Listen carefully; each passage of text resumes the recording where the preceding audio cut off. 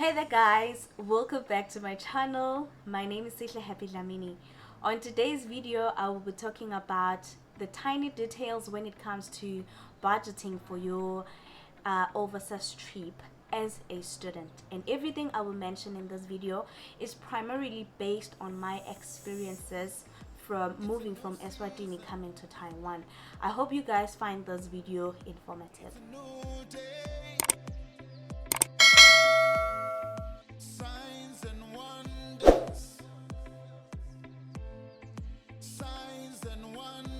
Now, when it comes to moving overseas as a student, moreover, if you are someone who is financially independent, of which I was at that point when I was moving here, you need to pay careful, or you need to pay a lot of attention to your finances, because you have no one but yourself. Should anything happen when you have moved, you need to be able to back yourself up financially. So when it comes to moving overseas as a student, the planning starts from back home, obviously, getting your passport, your visa issued, and air ticket, coming this side in terms of accommodation, food, toiletry, and all of that ish. So then I'll just take you through the processes of everything back when I was home until I just got here. So I'm going to be doing it step by step. So planning on getting my passport, getting my travel document. The requirements included a bank statement, as well as your air ticket, a copy of your not really your air ticket, but your air ticket costs, how much it is going to cost basically. And so you need to have those documents. So I think you need to have roughly like an amount that that shows that you will afford to buy your air ticket, as well as you will afford to stay there for, I don't know, for however, like it should have some money. And when I asked what is the minimum that I should at least have, they told me that at least you should have 20,000 rands, and that's what I had at the moment. So then that was successful. I applied for my passport, I got it, and after I got my passport, I then bought my air ticket, of which if I had around 20,000 rands in my in my account, and then I had to like subtract around 12 or 13 for my air tickets, I can't remember very well. That meant I was left with somewhat 8,000 or so in my account. I went to the embassy, I applied for my visa, and they told me that I need to have at least 20,000 rands in my account. So what I did is that I bought the air tickets, and by the time I went to the embassy, I already had an air ticket, and I had that balance of around 8,000 in my account. So I had to I derailed the process a bit, because I needed extra money in my account. So then basically what I'm trying to say is that if you are applying for your visa, I would advise you to not buy the ticket, but at least have the 20,000 in your account. So the amounts that I have mentioned so far are application for visa and application for your passport, which means like you're gonna have the very same amount if you play it smart. So you're going to have 20,000 for applying for your passport, keep that 20k, and then apply for your visa as well before you buy your air ticket. That's if you're buying the air ticket yourself. So then moving forward, say you're going to, for your air ticket, you will have to budget around 12,000, around 12 to 15,000 if I'm not mistaken. It's been a while. I don't know now that it is the pandemic how much you will have to pay for your air ticket, but I think I paid around 13,000 if I remember very well. And that was a, was it a return? No, it was not a return. When what Okay, no, I can't remember very well, but I think my return for my January trip, my return was around 12,000. 12,000, yeah, my return was around 12,000. So yeah, so which means for one ticket it should basically be around 6 or 7,000 rands.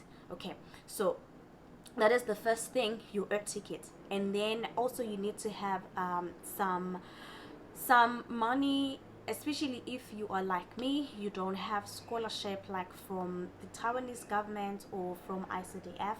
Then it means you will have to pay for your own accommodation, for your own registration, university registration, as well as um, national health insurance. So we'll have to pay for those expenses, and those expenses in total can amount to around 10,000 rands. So yeah, you will need that. And for when I say 10,000 rands, that is like for the rest of the semester. So basically that is like your dormitory fees for the semester, as well as insurance for the rest of the semester and registration for the rest of the semester. So there are no in between costs. So now that that is done, you are moving with like savings of at least 20,000 rands in your account. I have already excluded the living expenses and air ticket expenses, so you're going to move with around 20,000, roughly 20,000 rands in your account. So then coming to the side, you are targeting at the savings that you have should target at least to give you enough to live by for the next 3 to 4 months, because that's how long it will take until you can have your monthly stipend coming through into your account. But then if you have like ICDF or you have MOFA scholarship, you don't have to worry about all of those, because it seems like they issue your money as soon as possible. But then in my case, I had to have enough to carry me through for at least 4 months. Now then, moving forward, like in when you're still planning for or still preparing to come here, I would advise that have at least come with your own toiletry. Don't bring too many clothes, because it's so easy to buy clothes. But then when you have like your toiletries, as much as there are toiletries here you can easily buy, but when you have your own that you've brought from home, it is easier for you to like use the money that you have in your savings, at least for food and for transport if you're going to need transport, and for other expenses. So I would advise to like bring your own toiletries, and only just spend on food, obviously on a new mattress, because most of the beds they don't have mattresses. At least at my school there's no mattress, so you have to spend on mattresses.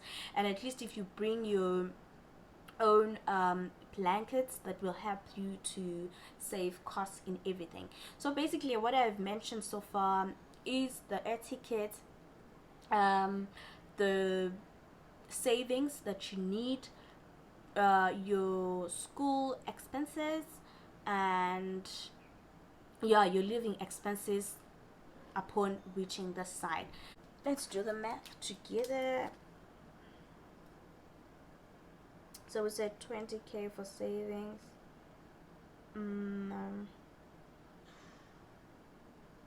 We said 7,000 for a ticket, and then we said 10,000 for living expenses. That is like 0.0073. And when I add all of that, it is taking me to almost 40,000 rands. It's taking me there. But basically, that is the minimum. That is the minimum. I don't know, maybe I'm exaggerating a bit, but that is around what I had or what I spent upon coming this side. And I don't want to lie to you guys and say it was easy because I had the money and stuff. It was not, because as soon as I got here and I started spending on food, I realized that the money that I had was actually not going to be enough for me in the next month. Hence, I have covered on how students make money in Taiwan. So I had to find means of making money myself. Yeah, so pretty much that's it, guys. I hope you found this very informative and you found all the information that you need. And if you have any questions, don't hesitate. My DMs are always open on Facebook, on Instagram, and yeah, I hope you have subscribed, you have liked, and you have shared my video. Until the next one, I love you so much, guys, and bye.